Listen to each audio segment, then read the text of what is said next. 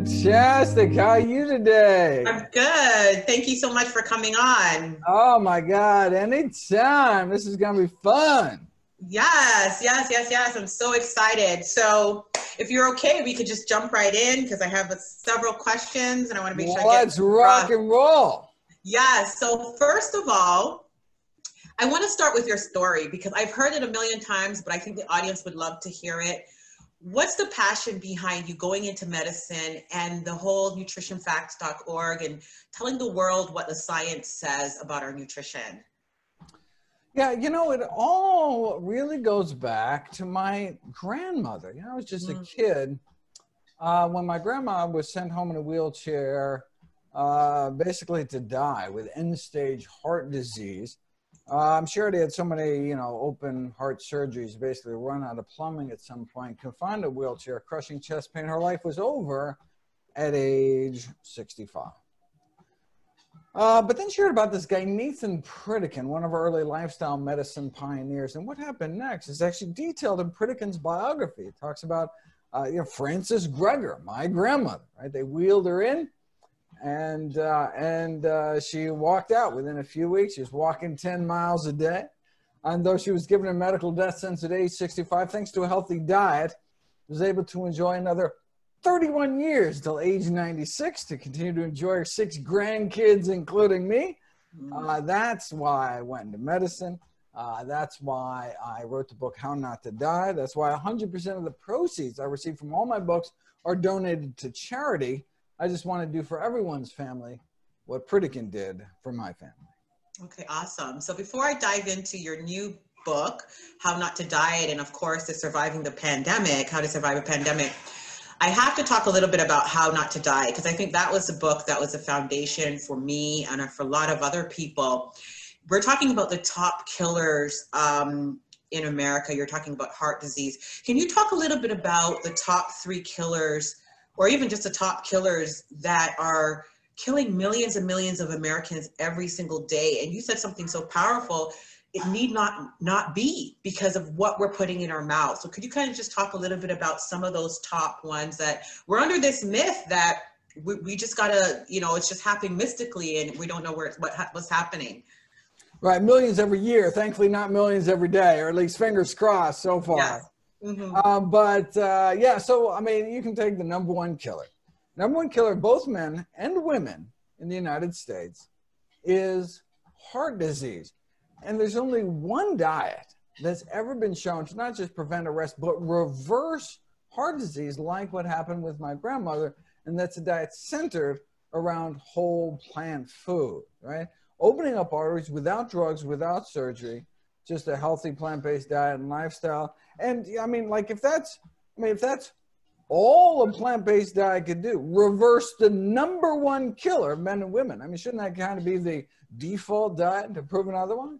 And the fact that it can also be so effective in preventing, arresting, reversing other leading killers like type 2 diabetes and high blood pressure would seem to make the case for plant-based eating simply overwhelming.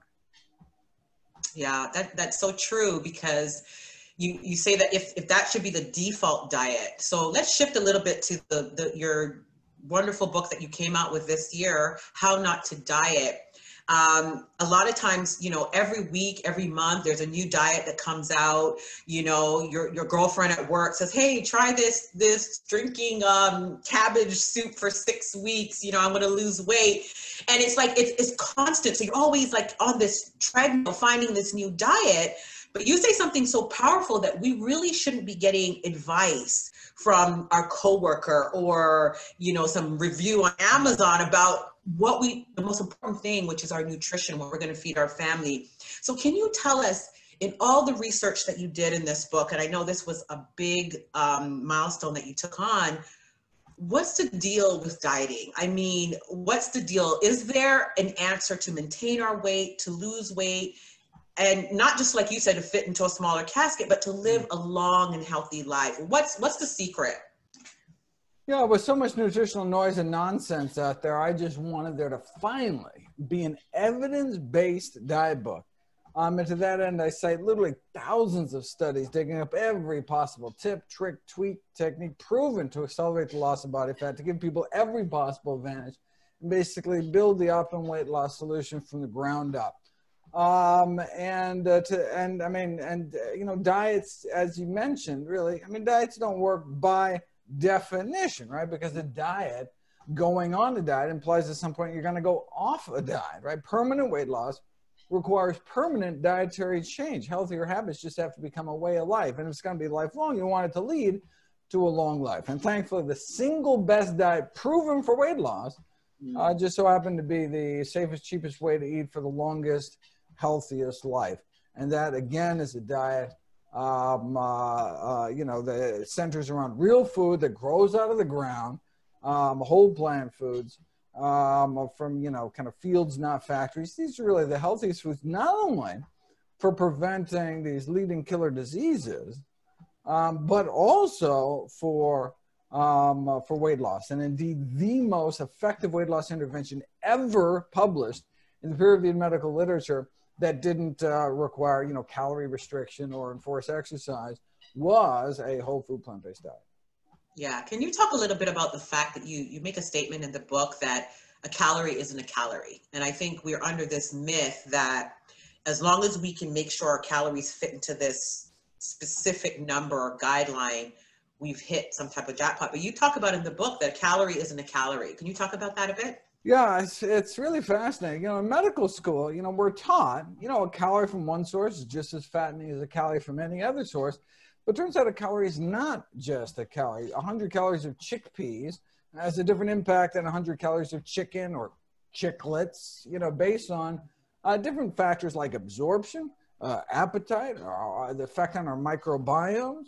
You know, different foods can rev up or down your appetite. And, you know, it's not just what we eat, but what we absorb, right? Fiber, for example, in whole intact plant foods can trap calories and flush them out of the body. And look, and even if we eat and absorb the same number of calories, the calorie may still not be a calorie. The same number of calories eaten at a different time of day or in a different meal distribution or after different amounts of sleep can translate into different amounts of body fat, right? Even the exact same foods eaten differently can have different effects. So it's not just what we eat, but how and when. And that was really one of the most surprising things that I learned when I researched for the book.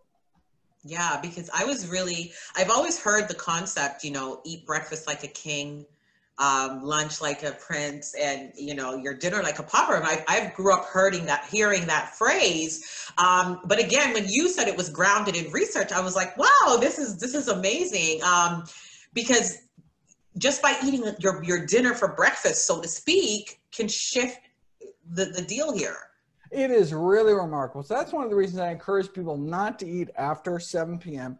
Don't eat after sundown, because the same food at night is more fattening than the exact same number of calories, the exact same food eaten earlier in the day. You actually put on more fat, same snack at a different time of day. And so morning calories don't count as much. It's just remarkable. It has benefits for blood sugars and triglycerides and all sorts of other things. That was really, that was surprising. I didn't know if this whole, like, you know, breakfast, most important meal of the day was just some, like, you know, Kellogg's, you know, ad campaign or something. Like, you never know. It's, look at the science. But it was a really impressive body of evidence now. And so, you know, that's one of the things that I changed in my life. I mean, I wasn't skipping breakfast before, but I just have a small breakfast. But now I really, I eat supper earlier in the day and try to shift my calories towards the morning, if at all possible. Yeah, I've been trying to do that as well.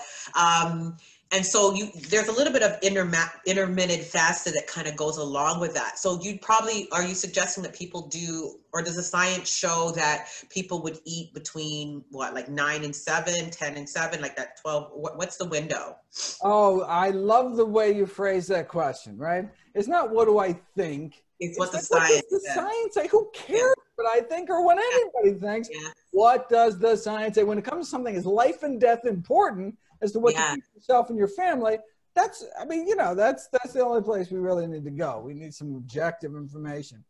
And so, there is a benefit to what's called time-restricted feeding, meaning we restrict our caloric intake during a certain window, eating window during the day under 12 hours. Most Americans actually eat nearly around the clock. And that's actually bad. We should really give ourselves a break from eating. It allows our bodies to not be constantly bombarded. Yeah. And so you know, that's why, you know, I encourage people not to eat after 7 p.m. That's one of the reasons. So we try to squeeze that window down. But again, it's critical when that window is. So if you're going to skip any meal, we're skipping supper, not breakfast. We want an early time-restricted feeding window. That's really probably the best. And that's another thing that really changed in my own family's diet. When and look, the research isn't new. I mean, the research has been there for years. I just had never really delved that deep into it. Okay, and lastly, just on that one, on the how not to diet, can you just talk a little bit, like give us a couple of those tweaks? So the second half of the book was quite interesting because you were talking about tweaks that you could do 10 cents, 1 cent a day, like very minimal cost. Yeah. Doesn't take anything off of you to implement these little tweaks. Can you talk a little bit about a few of them? I had a blast. Yeah, I had a blast. So, you know, it's like How Not to Die was split up into two sides. I had the first half was just 15 chapters, each of the 15 leading causes of death, talking about the role of diet, maybe playing preventing, arresting, reversing each of our top 15 killers. But then the second half of the book, I didn't want it to just be kind of a reference book. I wanted to be practical, day-to-day grocery store type decisions. So I sent my recommendations around this daily dozen checklist of all the healthiest of healthy foods. I encourage people to fit into their daily diet. And so I kind of like that, why then how kind of dichotomy. So that's what I did for How Not to Diet. First half of the book, well, it's kind of like 3 halves of the book. First part of the book is really, what's the optimal diet? Let's build it from the ground up. And then the second half is like, okay, well, regardless of what you eat, there are some things that can accelerate. Right? So you go on a healthy diet, you should lose weight. But if you want to do it faster, yes, there are some things that have been proven in these controlled trials to actually accelerate the loss of body fat, regardless of what you eat. So that turned into my 21 tweaks. Yeah. So that's been actually added to my free app, iPhone, Android, called Dr. Greger's Daily Dozen. And you can actually switch over to weight loss mode and see all the 21 tweaks, because there are a bunch of them. So just to go through a few, something called negative calorie preloading. Basically, that just means starting on a meal with fruits, vegetables, soup, salad, or simply a tall glass of water. Basically anything with less than 100 calories per cup. So for example, eating a large apple before a meal is so filling that people go on to eat about 300 calories less food. But a large apple only has 100 calories. So 100 calories in, 300 calories out. So an apple eaten before a meal effectively has negative 200 calories. Vinegar. I recommend 2 teaspoons of vinegar with every meal. When our body metabolizes the acetic acid in vinegar, we get a natural boost in this fat-burning enzyme called AMPK, causing people to lose about 5 pounds over 3 months for just pennies a day without removing anything from their diets. Probably the cheapest is these garlic powder studies. Yeah. Sneaking just a 1/4 teaspoon of garlic powder a day into your diet causes people to lose about 6 pounds of straight body fat over 15 weeks. And look, 1/4 teaspoon a day, if you get those big containers, that's literally 2 pennies a day. Wow. If they could pack this into some kind of pill, they'd be making all this money because there's no downsides. With the exception, if you're going in for surgery, we should really try to cut out garlic for a week or 2 before surgery, just because it can make it thin your blood a little bit, make bleeding a little harder to stop. So if you're going in for elective surgery, you want to stop the garlic. But other than that, it's just lots of benefits. Wow. So, you always encourage people, make sure you read the first half of the book before you just jump to the tweaks. So just I know. Together. I was worried about that, right? Because teeny bod kind of thing, right? But again, right? I mean, we don't just want a thinner body. We want a healthier body. Exactly. And so, right. So it all goes together. Exactly. So with our last couple of minutes, we're in the middle of a pandemic, Dr. Greger, and I just can't believe how, I know your background was you know, with infectious control and disease and all of that before, but you seized the moment in COVID and pumped out a book, how to survive a pandemic. Yeah. So can you just give us, I know we're closing out now, but just give us a little hint. I mean, how do we survive a pandemic? There is so much information out there that, you know, from extreme conspiracy theory right down to, you know, some political things around wearing a mask, not wearing a mask. I mean, we're all confused. We're in the middle of it. Tell us just in a couple things or little points, how do we survive a pandemic? Yeah, I'm so excited I was able to get this out, and it built on my earlier work. First half of my professional life, I was actually working on infectious disease, public health, not on chronic disease. Yeah, me and other public health experts kind of shouting from the rooftops for years about the risk of a pandemic. No one was really listening, but finally, hey, someone's listening now. Yeah. So I was like, what? Someone actually wants to know? Well, I've got all this work I've been doing, and so I could just bring that out. And yeah, we kind of fast-tracked out a book. It's now available on audiobook and ebook, and I believe August 18th is actually physical copies will be out. Yeah. It takes a little while for them to come out, but basically, I try to cover everything there is to know about protecting ourselves and our families from the new coronavirus. Optimal respiratory and hand hygiene, surface disinfection, everything from masks to making your own hand sanitizer, that kind of thing. But the best way to survive a pandemic really is to prevent it in the first place. And that's why the bulk of the book actually centers around tracing the origins of the COVID coronavirus and what we can do to prevent even greater infectious disease threats in the future.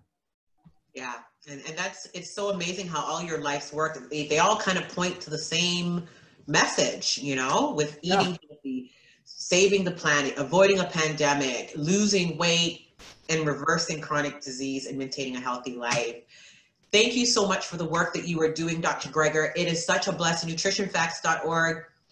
It's your life's work, but it changes lives. I mean, you're able to go on there and just get that real science that gives you the motivation to continue to change your life. Thank you so, so much for all the work that you're doing. I don't know how you do it, Dr. Greger. I know you have 2 more books coming out, How Not to Age and How to Survive Cancer.